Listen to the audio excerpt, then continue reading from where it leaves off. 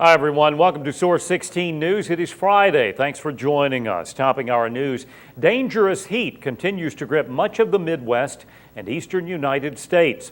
Locally, the National Weather Service in Paducah has extended the excessive heat warning until Sunday evening. This type of warning is issued whenever a prolonged period of hot weather is occurring in an area. Temperatures will top out in the mid-90s across western Kentucky over the weekend. High humidity levels will yield maximum heat index values between 105 and 110 degrees. This situation creates dangerous conditions for anyone planning outdoor work or play. Take extra precautions when spending time in the heat. Reschedule activities to early morning or late evening. Also wear lightweight and loose-fitting clothing and drink plenty of fluids. Meteorologist David Bryant will have a complete look at the weekend forecast and let us know if there's any relief in sight. A Todd County Circuit Court judge today heard arguments from the defense attorney for Garrett Dye and from the prosecutor regarding suppression and change of venue motions. Court officials say the motions hearing will likely continue on Monday and Tuesday of next week because more witnesses are scheduled to testify. Dye of Trenton is charged with murdering his 9-year-old adopted sister and biological cousin, Amy Dye, on February 4th. When he allegedly beat her in the head with a hydraulic jack handle at their home on Dogwood Lane. The 17-year-old is also charged with resisting arrest and tampering with physical evidence. He's scheduled to go on trial in November. The Christian County Grand Jury today indicted a Hopkinsville man recently tried and found not guilty in connection with the 2008 robbery and shooting of a local cab driver. 27-year-old Lamartine Coleman was indicted on charges of possession of a handgun by a convicted felon and possession of a controlled substance, cocaine. The indictment comes after Coleman testified during his trial that he was in possession of a gun and drugs on December 9, 2008, when a Babbage cab driver, William Stokes Jr., was shot in the head. Stokes was flown to Vanderbilt Medical Center in Nashville following the shooting, where he recovered. Coleman's co-defendant, 28-year-old Donald Harris, took a plea deal with the Commonwealth's attorney in connection to the robbery and shooting. Well, 5 years ago, the city of Hopkinsville adopted its first residential enterprise zone, or REZ. At that time, it was a program designed to encourage builders to build homes in key areas of the city. Well, now the city has renewed REZ, and there are some new features that make this edition different. We have renewed and enhanced the residential enterprise zone incentives, and the incentives are greater than they were before for builders, and this time we have a new incentive program for home buyers. The purpose of this program is to encourage builders to build and also to encourage buyers to buy. And it's a very unique and aggressive program that we are hoping will spur a development of residential housing in Hopkinsville. One of the major differences in this edition of REZ is that it now gives benefits to the home buyer in addition to the builder. It's a $1,000 rebate. If you buy a new home and you live there 3 years, you get a $1,000 rebate from the city, plus you get a huge break on your property taxes because you pay property tax based on the original lot value instead of the value with the house built on it. And that rebate comes at the end of 3 years. And so for, say, a $150,000 house, the total rebates to a buyer could be in the range of $2,500. The new REZ program is designed to address some key issues and can actually target home building to certain areas. There's a lot of advantages to this. One, we can try to direct development into areas where we would like to see a new construction developed rather than just willy-nilly using up good farmland.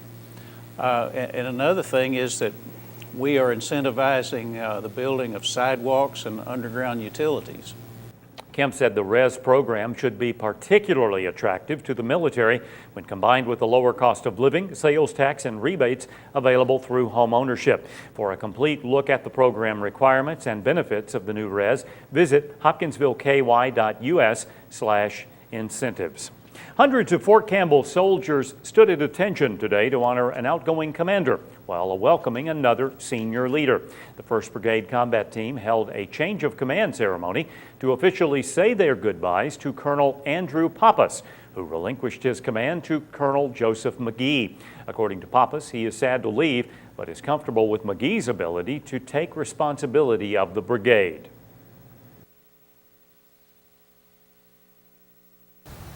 As you can tell, I cherish and love this formation and the soldiers that are a part of it.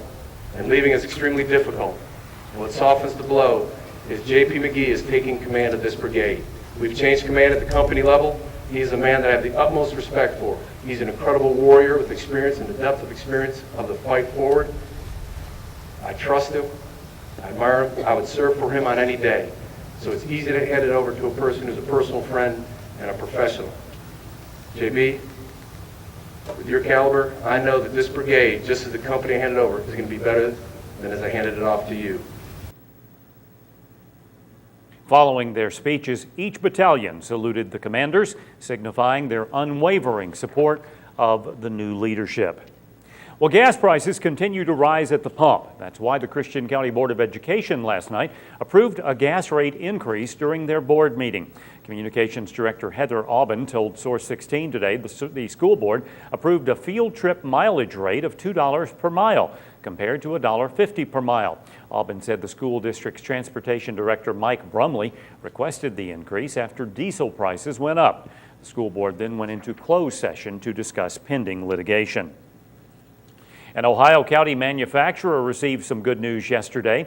Dynamic Fabrication in Beaver Dam is expanding its operations, which will create more jobs. Governor Steve Beshear was in Beaver Dam Thursday to make the economic development announcement. The full-service steel fabrication facility, which currently serves the mining industry, will branch out to new industries as a result of the expansion, creating 22 new jobs and a $957,000 investment. During his visit, the governor said Dynamic Fabrication, a long-standing corporate citizen, will more than double its employment base over the next few years, as well as diversify its client base into new industry sectors. Dynamic Fabrication manufactures material handling and other products used primarily in the mining industry, such as conveyors, chutes, hoppers, bins, handrails, and stairs. About 30,000 square feet will be added to the existing plant, which is located on U.S. Highway 62 East. The company currently employs 14 people at the Beaver Dam site. In a story we reported last night, the Hopkinsville Committee of the Whole unanimously approved the city's administration to research and recommend a fireworks ordinance that may restrict residents from shooting off certain types of fireworks. The fireworks ordinance came up because the state legislature changed the restriction on fireworks just before the 4th of July, which allowed a whole lot more powerful firework to be sold within the state, and the people bought more explosives, which was louder and went higher and done different things, was more beautiful in reality. And fireworks and shot those off within the cities, which brought a lot of citizen complaints to us because of fire falling on top of their houses and the noise factor. In other business, an amended post-employment restriction was forwarded to City Council for review, which may allow the Hopkinsville Police Department to hire retired officers. By using contract labor of police officers that's retired and still has their certification to do jobs such as taking prisoners back and forth and moving around, we can take the patrolmen that we have been using to do that and we can keep them in town on the street. And we can do that for about half the cost of hiring another patrolman because we don't have to pay the extra benefits for the part-time or contract labor.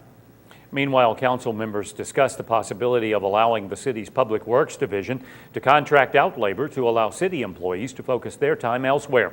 Councilman Charlie Henderson and Philip Brooks were absent from last night's meeting. A string of vehicle thefts is being investigated by the Hopkins County Sheriff's Department.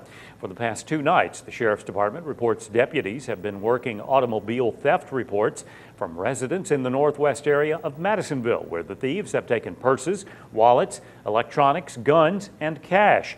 Police believe the thefts are occurring between midnight and 5 a.m. The Hopkins County Sheriff's Department is wanting to remind everyone to remove all of your personal belongings from your vehicle and make sure your vehicle is locked and secured. They also advise all residents to leave some of their lights on, lock all doors, and report any suspicious activity. In a story we brought you last night about a theft at a local bank, police have cited a cleaning service employee to court in connection with the theft. Hopkinsville police charged 53-year-old Joyce Ann Edmonds of Hopkinsville with theft by unlawful taking for stealing 2 laptop computers from Heritage Bank. Police say Edmonds was working for a complete cleaning service at the time of the theft. According to police, the crime was caught on video surveillance, and Edmonds admitted to officers that she took the laptops. She returned the laptops to police, who then returned them to Heritage Bank. The second fugitive featured on Crime Stoppers this week is behind bars.